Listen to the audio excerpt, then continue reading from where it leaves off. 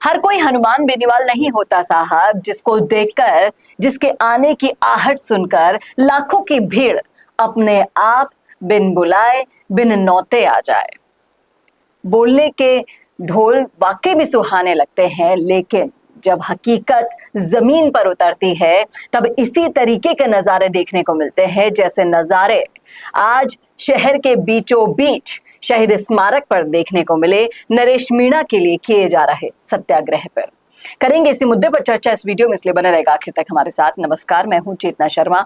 आप देखना शुरू कर चुके हैं संवाद भारत का भारत के लिए, और इस मुद्दे पर बातचीत करने के लिए मेरे साथ मौजूद हैं हमारे editor in chief Varun Bhansali ji. तो वरुण सर, जिस तरीके से उम्मीद लगाई जा रही थी, कयास लगाए जा रहे थे कि बहुत टाइम बाद अब नरेश मीणा के पिता फिर से सक्रिय हुए हैं, नरेश मीणा को फॉलोअर बहुत सारे हैं उनके अगर देखा जाए तो, लेकिन क्या सिर्फ ये कहने के फॉलोअर्स हैं? क्या सिर्फ ये कहने के ही दूर से बैठे बैठे सिर्फ रिट्वीट करने वाले फॉलोअर्स हैं?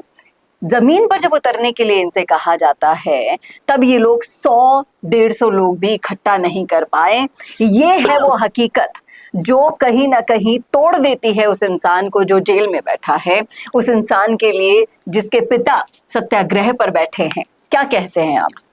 देखिए, चाहे नरेश मीणा हो और फिर चाहे हनुमान बेनीवाल खुद ही क्यों ना हो, लेकिन असलियत आंदोलनों की ये है कि जब तक शीर्ष पे बैठा नेता खुद नहीं होगा मौजूद, तब तक लोग नहीं आएंगे। एसआई भर्ती के आंदोलन में भी जब हनुमान बेनीवाल नहीं होते, 10, 12, 15 इससे ऊपर लोग नहीं होते। नरेश मीणा के पिताजी अब खुद भी आ जाएं तो भी 40-50 लोग, हम तस्वीरों भी साथ साथ चल रही है, तस्वीरों में भी देख सकते हैं, 40-50 लोगों से ज्यादा, 100 लोगों से ज्यादा नहीं है। जबकि जब हमने इस पर पूरा पड़ताल किया तो पता चला 15,000 लोगों की परमिशन मांगी गई है। लेकिन आप स्थल तो देखिए, शहीद स्मारक पर क्या 15,000 लोगों की परमिशन मिल सकती थी क्या? देखिए, शहीद स्मारक, लेकिन अगर मिल सकती थी तो आए भी 1000 लोग भी क्यों नहीं आ पाए?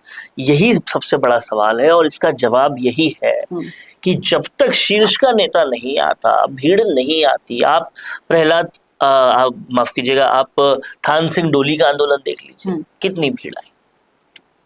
जब तक हनुमान बेनीवाल नहीं पहुंचे जोजरी नदी के आंदोलन में, तब उससे पहले कितनी भीड़ आई।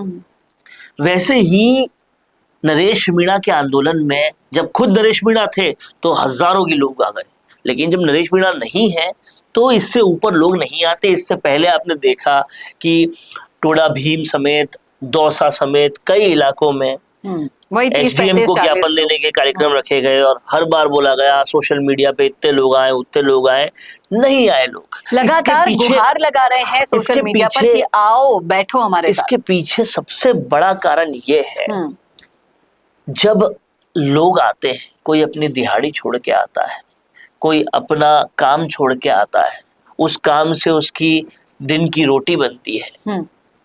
अगर वो किसी नौकरी में भी है तो उसकी छुट्टी लगती है। सब कुछ छोड़ के अपने नेता के लिए कोई पहुंचे तो वो तब पहुंचता है जब नेताजी खुद हो।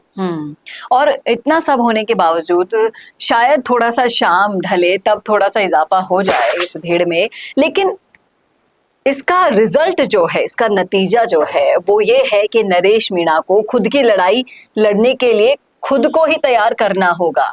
क्या कहते हैं? 170 दिन हो गए एसआई भर्ती के आंदोलन को। 170 दिन से ये शहीद स्मारक पर बैठे हैं। क्या एसआई भर्ती आंदोलन रद्द हो गया? एसआई भर्ती रद्द हो गई? उनके जो छात्र नेता लोग हैं वो लोग फटकारते रहते हैं कि भाई हम तुम्हारे लिए लड़ने को आ रहे हैं, तुम डेली नहीं आ पा रहे तो हम क्यों आए? वही आ तो नहीं पा रहे, और असर क्या हो रहा है? ये इस सरकार में अभी तक कोई भी मिलने गया उनसे? नहीं मिलने गया 170 दिनों में।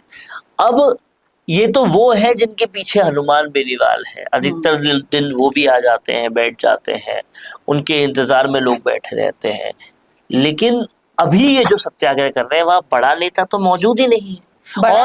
बड़ा सोशल मीडिया पर मौजूद है लेकिन धरातल पर क्यों नहीं है, ये भी एक और बड़ा नेता जो धरातल वाला तो जेल में है ना, वो कैसे मौजूद होगा? दूसरे जो सपोर्ट कर रहे हैं वो बड़े नेता नहीं है, और जो बड़े नेता हैं, प्रहलाद गुंजल वो अपना हाथ पीछे ले चुके हैं। नहीं, जिस तरीके से एक वीडियो में हम बता रहे हैं कि अतुल प्रधान ने भी ज्यादा से ज्यादा लोगों को, कहाँ है अतुल प्रधान? मैं यही कह रही हूँ कि वो सिर्फ सोशल मीडिया तक हनुमान बेनीवाल ने भी बोला नरेश के मैं तो साथ हूँ, वो कहाँ है? तो कोई इंसान इसलिए नहीं आ रहा क्योंकि नरेश मीणा ने जिस तरह के वक्तव्य दिए हैं वो लगभग सभी के खिलाफ दे दिए हैं, और डिप्लोमेसी नहीं है, भाव विभोर हो जाते हैं बहुत ज्यादा। ये कुछ चीजें हैं जिसकी वजह से नरेश मीणा को सपोर्ट नहीं मिल पा रहा किसी का। आज राजकुमार रोत आ सकते हैं, हनुमान बेनीवाल आ सकते हैं, अतुल प्रधान आ सकते हैं, ये सब लोग क्यों नहीं आ रहे? तो आप ये समझिए कि जब तक नेता खुद मौजूद नहीं होगा उसके सपोर्टर्स भी नहीं आएंगे। लेकिन इन सबके बीच में एक जो सबसे बड़ा सवाल है वो ये है कि ये लड़ाई नरेश मीणा वर्सेस सिस्टम है। आप समझ पा रहे हैं, अभी तक जितना भी हमने उनसे मुलाकात की, उनसे जुड़े हुए लोगों से मुलाकात की, ये समझा कि ये लड़ाई नरेश मीणा वर्सेस सिस्टम है। दूसरी तरफ आरोप उन पर ये लगते हैं कि वो बीजेपी के एजेंट हैं। किरोड़ीलाल मीणा ने भी कुछ उनके पक्ष में ही इस तरीके से कह दिया था कि उनको चुनाव लड़वाया गया था। फिर गोविंद सिंह डोटासरा का बयान आता है कि नरेश मीणा तो बीजेपी का एजेंट है। तो ये कहीं ना कहीं पुष्टि नहीं करता इन चीजों की कि कोई राजनीतिक साठगांठ है जो पर्दे के पीछे है और वो बाहर नहीं आ पा रही है। देखिए, अगर राजनीतिक साठगांठ होती और नरेश मीणा को इलेक्शन लड़ाने से कोई फायदा होता तो वो इतने दिन जेल में रहते नहीं, वो जल्दी ही जेल से बाहर आ जाते। ये बहुत ही स्पष्ट बात है नरेश मीणा की अभी तक की पूरी राजनीति की कि वो टिकट चाहते थे। वो टिकट के लिए इतने डेस्परेट थे कि वो पहले वसुंधरा से टिकट मांगते थे, वसुंधरा से टिकट मांगते हुए वो किरोड़ीलाल के इन्फ्लुएंस में आए, किरोड़ीलाल ने भी टिकट नहीं दिया, तो फिर वो कांग्रेस से टिकट मांगना चाहे, कांग्रेस ने भी टिकट नहीं दिया, फिर वो निर्दलीय लड़ लिए। तो अगर किसी से साठगांठ होती तो टिकट कोई दे ही देता, और अगर इलेक्शन लड़ने की डेस्पिरेशन नहीं होती तो इतनी पार्टियां नहीं बदलते। ये सारी चीजें बहुत स्पष्ट है। तो उनको अपनी लड़ाई निर्दलीय रहकर ही लड़नी होगी, क्या कहते हैं? अब देखना ये है कि वो जेल से सबसे पहले कब निकल पाते हैं। लेकिन कयास तो ये भी लगाए जा रहे हैं कि वो जेल में बैठे बैठे भी अपनी पत्नी को चुनाव में उतार कर चुनाव लड़वा सकते हैं। आखिरी सोल्यूशन यही है कि वो जेल में बैठे बैठे अपनी पत्नी को चुनाव लड़वाए। लेकिन उस सोल्यूशन में भी एक संकट, एक संशय, एक शक इसलिए पैदा होता है क्योंकि बिना नरेश मीणा की कैंपेनिंग के क्या उनकी पत्नी जीत सकती है? जब बिना बेनीवाल की पत्नी नहीं जीत पाई, जब बिना उनके आंदोलनों में कोई नहीं आ रहा, तो क्या कैंपेनिंग से वोट? उससे भी बड़ा एग्जाम्पल हमारे सामने ही है। उपचुनाव में हनुमान बेनीवाल की पत्नी भी नहीं जीत पाई, तो नरेश मीणा की पत्नी के लिए तो ये सब नया नया खेल होगा। किस तरीके से वो लोगों के सामने जाएगी, लोगों को फेस करेगी, क्योंकि राजनीति छोटा मोटा गेम नहीं है, बहुत बड़ा गेम है। हनुमान बेनीवाल की पत्नी के नहीं जीतने के पीछे कुछ और भी कारण थे। वो कारण ये थे कि पीठ में छुरा घोंप कर बहुत सारे कार्यकर्ताओं को, एक बड़े लीडर को, रेवत राम डांगा को ले गई भी। लेकिन वही गेम रिपीट भी तो हो सकता है नरेश मीणा के लिए। वही गेम रिपीट हो सकता है, लेकिन सबसे बड़ी बात यह है कि नरेश मीणा के समर्थन में धीरे धीरे सब लोग साथ छोड़ रहे हैं। फिर चाहे से वो राम लक्ष्मण की जोड़ी कही जाने वाली प्रहलाद गुंजल और नरेश मीणा की जोड़ी भी टूट रही है। वही कह रहा हूँ, समर्थन में कोई नहीं है। और आप ये देखिए कांग्रेस के अंदर ये जो प्रहलाद गुंजल है, यहाँ पे भी बहुत विरोधाभास है। एक तरफ प्रहलाद गुंजल है जिनकी कुछ अलग सोच है, एक तरफ प्रमोद जन भाया है जिनकी कुछ अलग सोच है।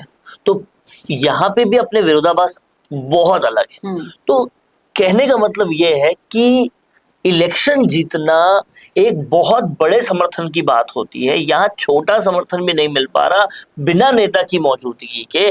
तो बिना नरेश के बाहर आए क्या उनकी पत्नी जीत सकती है अगर लड़ ली? तो ये बहुत बड़ा सवाल है। देखना वाकई में दिलचस्प होगा। इन सारे सवालों के जवाब या तो नरेश मीणा दे सकते हैं या फिर भविष्य के गर्भ में छिपे हुए इन सवालों का जवाब आपके पास है तो रखिएगा राय कमेंट बॉक्स में जरूर। लेकिन ये सर्वविदित और स्पष्ट है कि नरेश मीणा को खुद की लड़ाई खुद के लिए खुद ही लड़नी होगी। क्या कहते हैं आप इस मुद्दे पर? रखिएगा राय कमेंट बॉक्स में। कैसा लगा वीडियो बताना ना भूलेगा और ऐसी वीडियोस के लिए देखते रहिए संवाद भारत के लिए। नमस्कार। भारत का सबसे तेजी से बढ़ता हुआ डिजिटल न्यूज चैनल जिसका परिवार 4,17,000 लोगों से भी ज्यादा बढ़ रहा है, वो संवाद न्यूज चाहता है हर जिले और हर राज्य में मीडिया पार्टनर्स। तो अगर आप बनना चाहते हैं संवाद न्यूज के पार्टनर्स तो कांटेक्ट करें नीचे दिए गए नंबर्स पर। इसके अलावा अगर आप वीडियो एडिटर बनना चाहते हैं या फिर न्यूज इंडस्ट्री में बतौर इंटर्न सब सीखना चाहते हैं तो संवाद न्यूज के जयपुर हेड ऑफिस में काम करने के लिए संपर्क करें स्क्रीन पर दिए गए नंबर पर।